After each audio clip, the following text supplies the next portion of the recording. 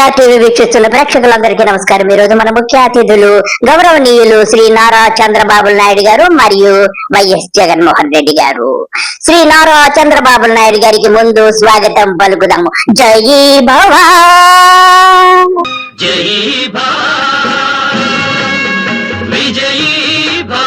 శ్రీ నారా చంద్రబాబు నాయుడు సార్వభౌములకు మరియు పయ్యావుల కేశవ మంత్రివర్యులకు స్వాగతము సుస్వాగతము. అయ్యగారులిద్దరూ మొన్ననే బడ్జెట్ ప్రవేశపెట్టి రాష్ట్ర ఘనతను ఏనాళ్ళ కీర్తించేటట్టు చేశారు.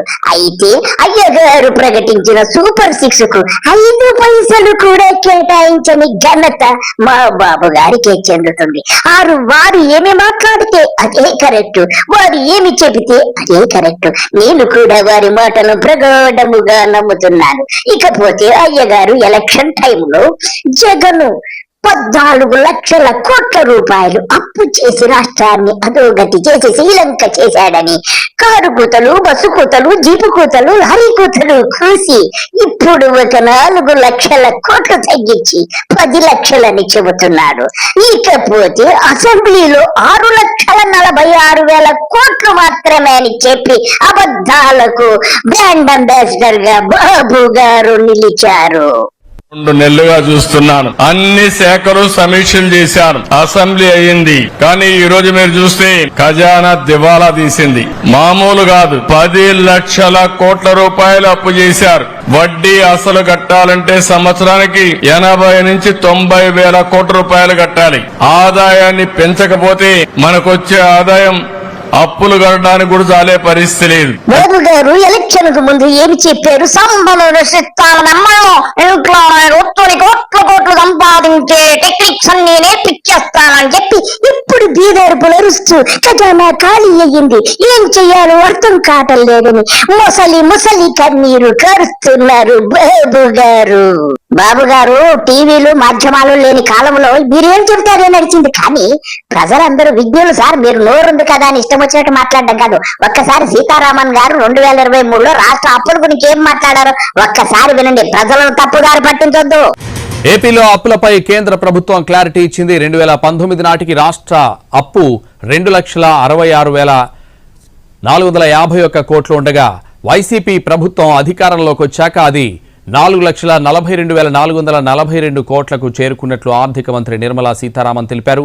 వైసీపీ సర్కార్ ఈ 4 ఏళ్లలో 1,77,991 కోట్ల అప్పు చేసినట్లు పార్లమెంట్లో తెలిపారు. ఆర్థిక సంఘం సిఫార్సులకు లోబడే ఏపీ అప్పులు ఉన్నట్లు ఆమె తేల్చి చెప్పారు. బాబు గారు ఎన్నికల ప్రచారంలో 14 లక్షల కోట్లు అన్నారు. ఆ తర్వాత 10 లక్షల కోట్లకు వచ్చారు. తర్వాత అసెంబ్లీలో 6,46,000 కోట్లు అని చెప్పి ప్రకటించారు. మీ మాటకి ఒక్క మాటకి పొంతన లేదు. మీది ప్రతిదీ అబద్ధమే. మీరు ఏ మాట చెప్పినా అబద్ధమే. దానికి నిదర్శనము జగన్ గారు ఒక చక్కటి వీడియోను ఆవిష్కరించారు. ఫ్రెండ్స్ అందరూ కూడా దయచేసి చివరి వరకు చూడండి. ఆయన చెప్పిన విషయాలు ఎంత సత్యం ఉందో అనే దాన్ని గ్రహించమని మీ అందరినీ కోరుతున్నాను. నమస్తే జగన్ గారు, చెప్పండి. ఇంతకాలం బడ్జెట్ పెట్టకుండా ఎందుకు సాగదీశారు అని అంటే కారణం, ఒక్కసారి బడ్జెట్ ప్రవేశపెడితే చంద్రబాబు నాయుడు గారి మోసాలు, అబద్ధాలు అన్నీ కూడా బయటకు వస్తాయని తనకు తెలుసు. కాబట్టి బయటికి రావడమే కాకుండా ప్రజలు కూడా మా సూపర్ 6 ఏమైంది, మా సూపర్ 7 ఏమైంది అని చెప్పి కూడా చంద్రబాబు నాయుడిని ప్రజలు నిలదీస్తారు అన్న సంగతి కూడా తనకు తెలుసు. కాబట్టి చంద్రబాబు నాయుడు గారు బడ్జెట్ ప్రవేశపెట్టకుండా దీన్ని సాగదీస్తూ వస్తూ తాను కారణాలు చెప్పుకునే దానికోసం అని చెప్పి రకరకాల కారణాలు సాగదీతకు చెప్పుకుంటూ వచ్చాడు. పరిమితికి మించి వైఎస్ఆర్ కాంగ్రెస్ పార్టీ అప్పులు చేసిందని, రాష్ట్రాన్ని శ్రీలంక చేశామని, ఇలా రకరకాల సందర్భాలలో ప్రజలను మభ్యపెట్టే కార్యక్రమం చంద్రబాబు నాయుడు గారు, ఆయన కూటమి, ఆయనకు తోడు ఆయన ఎల్లో మీడియా, తాను ప్రవేశపెట్టిన బడ్జెట్ పత్రాలే చంద్రబాబు నాయుడు గారి డ్రామా ఆర్టిస్టు అని చెప్పి చెబుతూ అవే సాక్ష్యాలుగా నిలబడ్డాయి. పదే తన చేతిలో ఉన్న ఎల్లో మీడియాతో అబద్ధాలు రాయిస్తారు. ఆ తర్వాత అదే విషయాన్ని పదే చంద్రబాబు మాట్లాడతారు. పనిలో పనిగా ఆ తర్వాత తన దత్తపుత్రుడితోనూ మీ రాష్ట్రాన్ని శ్రీలంకలాగా చేసేసిన విధానానికి వీటన్నిటిని దృష్టిలో పెట్టుకొని వైసీపీ వ్యతిరేక ఓటును చీల్చే ప్రసక్తి లేదన్న మాట అనటానికి చాలా ఆలోచించి మాట్లాడాను. ఏది నోటుకొస్తే అది మాట్లాడక ఎదవా. ఇవే విషయాలు మళ్ళీ పదే పదే మాట్లాడిస్తారు, ట్వీట్లు పెడతారు, చివరకు దాన్ని ఒక అంతర్జాతీయ అంశంగా కూడా మారుస్తారు. ఇదంతా ఆర్గనైజ్డ్ క్రైమ్ లో భాగంగా వీళ్ళంతా కూడా చేస్తారు. ఎందుకు ఈ విషయాలన్నీ కూడా చెప్తా ఉన్నాను అని అంటే, ఈ ఆర్గనైజ్డ్ క్రైమ్ అనేది ఏ విధంగా జరిగింది అని చెప్పి మీ అందరికీ కూడా ఎక్స్ప్లెయిన్ చేయబోతా ఉన్నాను. సాక్ష్య ఆధారాలతో సహా చూపిస్తా. మామూలుగా అయితే మీ అందరికీ తెలిసిన విషయమే, నాకు తెలిసిన విషయమే, అందరికీ తెలిసిన విషయమే, కామన్ సెన్స్ ఉన్న వాళ్ళు అందరికీ కూడా తెలిసిన విషయమే. ఏ రాష్ట్రమైనా కూడా, ఏ ప్రభుత్వాన్ని తీసుకున్నా కూడా ఆ ప్రభుత్వం అప్పులు చేయడము, అప్పులు తీసుకోవడం అన్నది బడ్జెట్లో భాగమే. ఏ బ్యాంక్ అయినా కూడా చంద్రబాబు ముఖము, జగన్ ముఖము చూసి ఇవ్వరు. మీరేం మాట్లాడరే? అంతేగా అంతేగా. రాష్ట్ర ప్రభుత్వానికి లేదా ఒకవేళ కార్పొరేషన్ తీసుకున్న జరిగితే ఆ కార్పొరేషన్ తీర్చగలుగుతుందా లేదా అన్న కెపాసిటీస్ని ఆధారంగానే తీసుకుని ఇస్తారే తప్ప చంద్రబాబు సుందర ముఖార విందాన్ని చూసో, జగన్మోహన్ రెడ్డి సుందర ముఖార విందాన్ని చూసో ఎవరు ఏ బ్యాంకులు లోన్లు ఇవ్వరు. 5/4/2022 ఈ డేట్లు కొంచెం ఇంట్రెస్టింగ్ గా ఉంటుంది నేను చెప్పబోయే సబ్జెక్టు. కాబట్టి కొంచెం డేట్లు కొంచెం ఫాలో కాండి. ఏ రకంగా వీళ్ళు ఆర్గనైజ్డ్ క్రైమ్ లో భాగంగా ఏ రకంగా తీసుకొని పోతారు అనే దానికి చెప్తా. చంద్రబాబు నాయుడు గారు మొదలెడతారు, మరో శ్రీలంకగా రాష్ట్రం అని చంద్రబాబు నాయుడు అంటారు. చంద్రబాబు స్టేట్మెంట్ వెంటనే ఈనాడులో దాన్ని అలా చూపిస్తాడు అనమాట, ప్రచురణ చేయడం మొదలు పెడతాడు. దీని తర్వాత రాష్ట్రం దివాలా తీసినట్టు సీఎం ప్రకటిస్తారేమో అని చెప్పి మళ్ళీ చంద్రబాబు నాయుడు అంటాడు. ఇది 13/4/2022 13/4/2022 అంటాడు. వెంటనే ఈనాడు మేలుకోకుంటే మనకు శ్రీలంక గతి అని చెప్పి రాస్తుంది. ఈనాడు 19/4/2022 వెంటనే ఈనాడు మేలుకోకపోతే మనకు శ్రీలంక గతి అని రాసేస్తుంది. దీని తర్వాత తండన తాన అంటూ దత్తపుత్రుడు శ్రీలంక పరిస్థితికి రాష్ట్రం కూతవేటు దూరంలోనే ఉంది అని చెప్పి ట్వీట్ చేస్తాడు. పని మొదలు పెడదామా? పరబ్రహ్మం పని మొదలు పెడదామా? 17/5/2022 పయావుల కేశవ్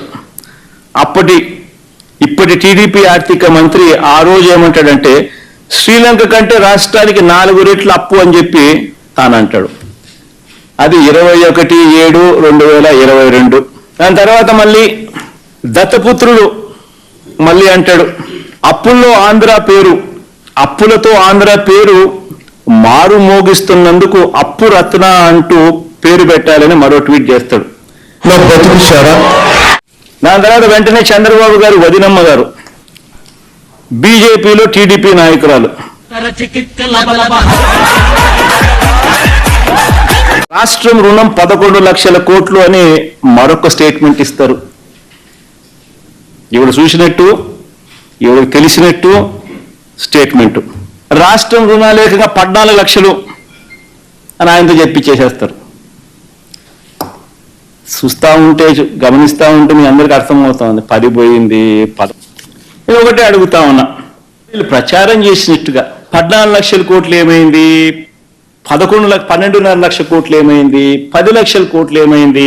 మీ బడ్జెట్ డాక్యుమెంట్ల ప్రకారమే, మీరు చూపించిన బడ్జెట్ డాక్యుమెంట్ల ప్రకారమే గవర్నమెంట్ డెట్ 6,46,000 కోట్లను మాత్రమే చూపిస్తున్నారు. మరి 6,46,000 కోట్లు మాత్రమే ఉందని చెప్పి మీ గవర్నమెంట్ డాక్యుమెంట్లలో మీరే చూపించగా, మరి ఇవన్నీ ఇంతకు ముందు చేసిన ప్రచారాలు దుష్ప్రచారాలే కదా. మరి ఆ మాదిరిగా చేయడం ధర్మమేనా? మరి ఎవరి పాలనలో రాష్ట్రం శ్రీలంక అయిపోయింది? అప్పురత్న అన్న బిరుదు ఎవరికి ఇవ్వాలి? కంపౌండెడ్ యాన్యువల్ గ్రోత్ రేట్ ఆయన హయాంలో 22.63%, మా హయాంలో 13.57%. ఎవరికి ఇవ్వాలి బిరుదు? గవర్నమెంట్ డెట్ వాళ్ళ బడ్జెట్ డాక్యుమెంట్ ప్రకారం తీసుకున్న కంపౌండెడ్ యాన్యువల్ గ్రోత్ రేట్ 19.54%, మా హయాంలో 15.61%. పోనీ ఎవరికి ఇవ్వాలా? అప్పురత్న అనే అవార్డు ఎవరికి ఇవ్వాలా? రాష్ట్రం శ్రీలంక ఎవరి హయాంలో అయ్యింది? అది ఎవరుంటే అయ్యే అవకాశాలు ఎక్కువ, కానీ అయ్యింది అని చెప్పి గంభీరంగా ప్రచురణ. ఎందుకు? సూపర్ 6 ఇవ్వాలి, సూపర్ 7 ఇవ్వాలి. ఆ ప్రచురణ లేకపోతే సో రాష్ట్రం క్లిష్ట పరిస్థితిలో ఉన్నాయి అని చెప్పి చెప్పక తప్పదు.